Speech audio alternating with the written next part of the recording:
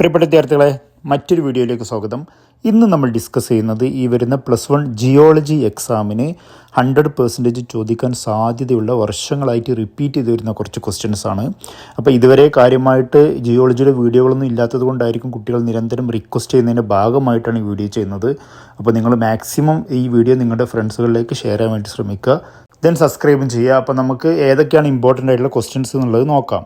നമുക്ക് വളരെ ഇമ്പോർട്ടൻ്റ് ആയിട്ട് നമ്മുടെ ഒന്നാമത്തെ ചാപ്റ്ററിൽ തന്നെ കാര്യമായിട്ട് ചോദിക്കുന്ന ഒരു ചോദ്യമാണ് ഡിഫൈൻ ജിയോളജി. ജിയോളജി എന്താണെന്നുള്ളത് നിങ്ങളോട് നിർവചിക്കാൻ വേണ്ടി പറയും. ദെൻ മറ്റൊരു ഷുവർ ക്വസ്റ്റ്യൻ ആണ് ബ്രാഞ്ചസ് ഓഫ് ജിയോളജി. ഇതും ഒരുപാട് വർഷങ്ങളായിട്ട് റിപ്പീറ്റ് ചെയ്ത് വരുന്ന ഒരു ക്വസ്റ്റ്യൻ ആണ്. ജിയോളജിയുടെ ശാഖകൾ ഏതൊക്കെയെന്നുള്ളതാണ്.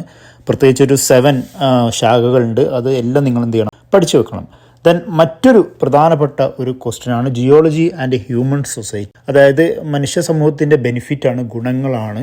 പ്രധാനമായിട്ടും 8 ഗുണങ്ങളുണ്ട്. അപ്പോൾ 8 നിങ്ങൾ എന്ത് ചെയ്യണം, പഠിച്ചു വെക്കണം. അത് വളരെ ഇമ്പോർട്ടൻ്റ് ആയിട്ടുള്ള ഒരു ക്വസ്റ്റ്യൻ ആണ്. ഒരു ഷോർട്ട് എസ്സേ ചോദിക്കാൻ ചാൻസ് ഉള്ള ഒരു ക്വസ്റ്റ്യൻ ആണ്. ദെൻ മറ്റൊരു പ്രധാനപ്പെട്ട ഒരു ഷുവർ ക്വസ്റ്റ്യൻ ആണ് major geological organisation of India. ഇന്ത്യയിലെ പ്രധാനപ്പെട്ട ജിയോളജിക്കലായിട്ടുള്ള സ്ഥാപനങ്ങൾ ഏതൊക്കെയെന്നുള്ളതാണ്.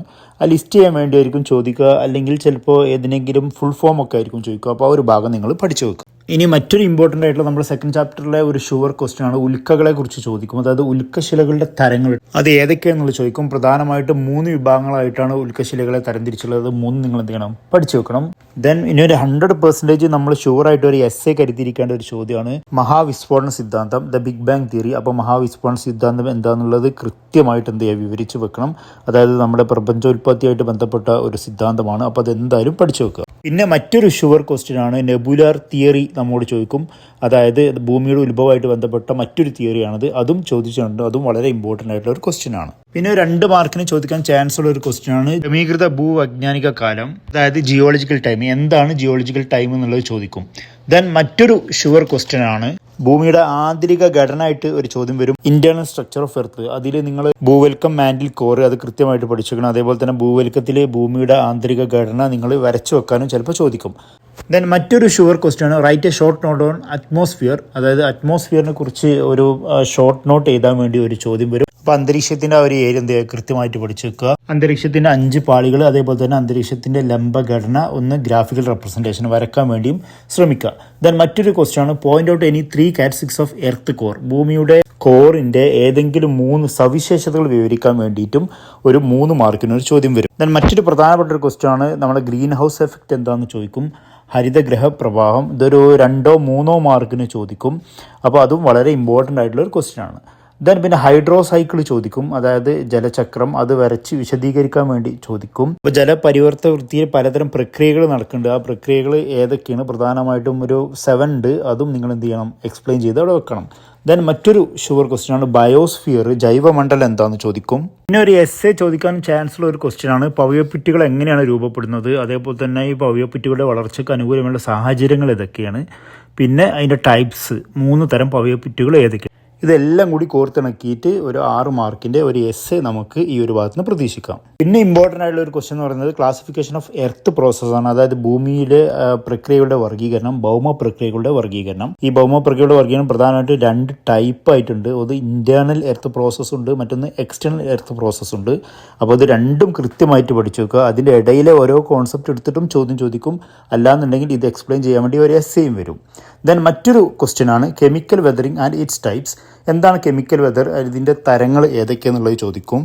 ദെൻ മറ്റൊരു ക്വസ്റ്റ്യൻ ആണ് ഫാക്ടേഴ്സ് ഇൻഫ്ലുവൻസിങ് വെതറിങ്. അതായത് അപക്ഷയത്തെ സ്വാധീനിക്കുന്ന ഘടകങ്ങൾ ഏതൊക്കെയെന്നുള്ളതാണ്. ഏകദേശം ഒരു 7 ഘടകങ്ങളുണ്ട്. അത് 7 നിങ്ങൾ എന്ത് ചെയ്യണം, പഠിച്ചു വെക്കണം. അത് ചിലപ്പോൾ ലിസ്റ്റ് ചെയ്യാൻ വേണ്ടിയിട്ടൊക്കെ ആയിരിക്കും ചോദിക്കുക. പിന്നെ നമ്മുടെ മണ്ണിൻ്റെ ഭാഗത്തേക്ക് വരുമ്പോൾ എന്താണ് റെസിഡ്യുവൽ സോയിൽ എന്ന് ചോദിക്കും. അതായത് അവശിഷ്ട മണ്ണ് എന്ന് പറഞ്ഞാൽ എന്താണെന്ന് ചോദിക്കും. അതേപോലെ തന്നെ പർവ്വതരഹിത മണ്ണ് എന്ന് പറഞ്ഞാൽ എന്താണെന്നും ചോദിക്കും. പിന്നെ സോയിൽ പ്രൊഫൈൽ, ആ സോയിൽ പ്രൊഫൈൽ വരക്കാൻ വേണ്ടി ചോദിക്കും. അപ്പോൾ നിങ്ങളത് ചിത്രസഹിതം വരച്ചിട്ട് എന്ത് ചെയ്യണം, അത് എക്സ്പ്ലെയിൻ ചെയ്യാൻ വേണ്ടി ശ്രമം നടത്തണം. അതും വളരെ ഇമ്പോർട്ടൻ്റ് ആയിട്ടുള്ള ഒരു ക്വസ്റ്റ്യൻ ആണ്.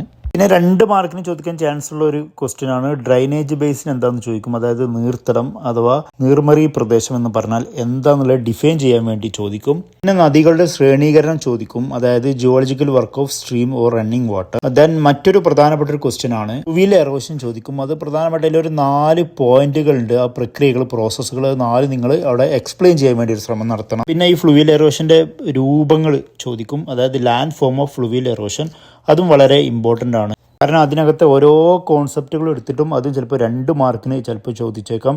ചിലപ്പോൾ എന്താണ് വാട്ടർഫാൾസ് എന്നൊക്കെ ചോദിക്കും. ആ രീതിയിലുള്ള 2 മാർക്കിൻ്റെ ക്വസ്റ്റ്യൻസ് ഒക്കെ ചിലപ്പോൾ അതിൽ നിന്ന് വരും. അല്ലെങ്കിൽ താഴ്വരകളുടെ വീതി കൂട്ടൽ എന്ന് പറഞ്ഞാൽ എന്താണ്, അതുപോലെ തന്നെ ഗോർജുകൾ, മലയിടുക്കുകൾ, ഇതൊക്കെ 2 മാർക്കിന് എന്ത് ചെയ്യും ചിലപ്പോൾ ചോദിക്കാൻ ചാൻസ് ഉണ്ട്. അപ്പോൾ വളരെ ഇമ്പോർട്ടൻ്റ് ആയിട്ടുള്ള ഒരു ഏരിയയാണിത്. പിന്നെ മറ്റൊരു ഇമ്പോർട്ടൻ്റ് ആയിട്ടുള്ള ക്വസ്റ്റ്യൻ ആണ് നദീ താഴ്വാരങ്ങളുടെ പരിണാമത്തിൽ വിവിധ ഘട്ടങ്ങൾ, stages in the evolution of stream values. അത് വളരെ ഇമ്പോർട്ടൻ്റ് ആയിട്ടുള്ള ഒരു ക്വസ്റ്റ്യൻ ആണ്. അപ്പോൾ അതിൽ പ്രധാനമായിട്ടും ഒരു 3 ഘട്ടങ്ങളുണ്ട്. ആ 3 ഘട്ടങ്ങൾ എന്ത് ചെയ്യണം വിശദമായിട്ട് വിവരിച്ചു വെക്കണം. പിന്നെ മറ്റൊരു ക്വസ്റ്റ്യൻ ആണ് 2 മാർക്കിന് അല്ലെങ്കിൽ ഒരു 3 മാർക്കിന് ചോദിക്കാൻ ചാൻസ് ഉള്ള ക്വസ്റ്റ്യൻ ആണ് മരുഭൂമിയിലെ നടപ്പാതകൾ എങ്ങനെയാണ് രൂപപ്പെടുന്നത്, how are the desert pavement formed. Then മറ്റൊരു ക്വസ്റ്റ്യൻ ആണ് how are fold mountains formed, എങ്ങനെയാണ് മടക്ക് പർവ്വതങ്ങൾ രൂപപ്പെടുന്നത്. അപ്പോൾ ഇത് രണ്ടും ഒരു 2 മാർക്കിന് ചോദിക്കാനാണ് ചാൻസ് കൂടുതൽ. ദെൻ മറ്റൊരു പ്രധാനപ്പെട്ട ഒരു ക്വസ്റ്റ്യൻ ആണ് ക്യാരക്ടറിസ്റ്റിക്സ് ഓഫ് മിനറൽസ്, അതായത് ധാതുക്കളുടെ സവിശേഷതകൾ എന്തൊക്കെയാണെന്നുള്ളത് ചോദിക്കും. പ്രധാനമായിട്ടും ധാതുക്കൾക്ക് 5 സവിശേഷത ഉണ്ട്. അത് 5ഉം നിങ്ങളോട് എഴുതി വെക്കണം. അല്ലാന്നുണ്ടെങ്കിൽ നിങ്ങളോട് എന്ത് ചോദിക്കും, ക്ലാസിഫിക്കേഷൻസ് ഓഫ് മിനറൽസ് ചോദിക്കും, മിനറൽസിന്റെ വർഗീകരണം, ധാതുക്കളുടെ വർഗീകരണം ചോദിക്കും. പ്രധാനമായിട്ടും 2 വർഗീകരണങ്ങളും പിന്നെ അതിൻ്റെ അണ്ടറിൽ വരുന്ന കുറച്ച് പോയിന്റ്സുകളുണ്ട്. അതെന്തായാലും നിങ്ങൾ പഠിച്ചു വെക്കണം. മറ്റൊരു ഷുവർ ക്വസ്റ്റ്യൻ ആണ്, ഒരുപാട് വർഷങ്ങളായിട്ട് ഈ ക്വസ്റ്റ്യൻ റിപ്പീറ്റ് ചെയ്ത് വരുന്നതാണ്. അതായത് ധാതുക്കളുടെ സ്വഭാവ വിശേഷങ്ങൾ ചോദിക്കും. ഫിസിക്കൽ പ്രോപ്പർട്ടീസ് ഓഫ് മിനറൽസ്, അത് പ്രധാനമായിട്ടും ഒരു 10 സ്വഭാവമുണ്ട്. ആ 10 നിങ്ങൾ എന്ത് ചെയ്യണം അവിടെ എക്സ്പ്ലെയിൻ ചെയ്ത് വെക്കണം. ദെൻ മറ്റൊരു ഷുവർ ക്വസ്റ്റ്യൻ നമ്മൾ ഇതിൽ നിന്ന് പ്രതീക്ഷിക്കേണ്ടത് നമ്മുടെ നിത്യജീവിതത്തിൽ എത്രത്തോളം ഈ ധാതുക്കൾക്ക് പങ്കുണ്ട് എന്നുള്ളതാണ്. നമ്മുടെ ഡെയിലി ലൈഫിൽ ഇത് എത്രത്തോളം നമ്മളെ സ്വാധീനിക്കുന്നു എന്നുള്ളതാണ്. അപ്പോൾ നിത്യജീവിതത്തിൽ ധാതുക്കളുടെ ഉപയോഗം വ്യക്തമാക്കുന്ന കുറച്ച് കാര്യങ്ങളുണ്ട്. അത് ഏതൊക്കെയെന്നുള്ളവിടെ എഴുതിക്കണം. ഇപ്പോൾ കൃഷി, അതേപോലെ തന്നെ ഭക്ഷ്യവസ്തുക്കൾ, പാത്രങ്ങൾ, ദെൻ കെട്ടിട നിർമ്മാണം, ഊർജ്ജം, വാഹന ഗതാഗതം, സാങ്കേതികവിദ്യ, ഇതൊക്കെ ബന്ധപ്പെട്ടിട്ട് ഒരു ക്വസ്റ്റ്യൻ എന്തായാലും ചോദിക്കും. ദെൻ മറ്റൊരു ഷുവർ ക്വസ്റ്റ്യൻ ആണ് രത്നക്കല്ലുകളെ കുറിച്ച് ചോദിക്കും. ചിലപ്പോൾ അതിന് ക്ലാസിഫിക്കേഷൻസ്, ചിലപ്പോൾ നിങ്ങൾക്ക് മാച്ച് ദ ഫോളോയിങ് ഒക്കെ ആയിരിക്കും ചോദിക്കുക. ഫോർ എക്സാമ്പിൾ റൂബിയുടെ ഇന്ത്യൻ പേരെന്താണ്, അങ്ങനെ നിങ്ങൾക്ക് മാച്ച് ദ ഫോളോയിങ് ഒക്കെ വരാൻ ചാൻസ് ഉണ്ട്. ഇത് കൂടാതെ പിന്നെ കാഠിന്യങ്ങളുടെ അടിസ്ഥാനത്തിൽ നിങ്ങൾ ധാതുക്കളെ എന്താ ചെയ്യുക ക്ലാസിഫൈ ചെയ്യാൻ വേണ്ടി ഒരു ചോദ്യം വരും കേട്ടോ. അത് നിങ്ങളതിലൊരു പട്ടിക ഉണ്ട്, അതായത് മൊഹാസ് ഹാർഡസ്റ്റ് സ്കെയിൽ. ആ സ്കെയിൽ നിങ്ങൾ എന്ത് ചെയ്യണം പഠിച്ചു വെക്കണം. അപ്പോൾ ഇതൊക്കെയാണ് നമ്മുടെ +1 ജിയോളജിയിലെ ഇമ്പോർട്ടൻ്റ് ആയിട്ടുള്ള ക്വസ്റ്റ്യൻസ്. അപ്പോൾ നന്നായിട്ട് പ്രിപ്പയർ ചെയ്തിട്ട് പരീക്ഷ എഴുതുക. നല്ല മാർക്ക് കിട്ടട്ടെ പ്രാർത്ഥിക്കുന്നു. വീണ്ടും കാണാം. Thanks for watching.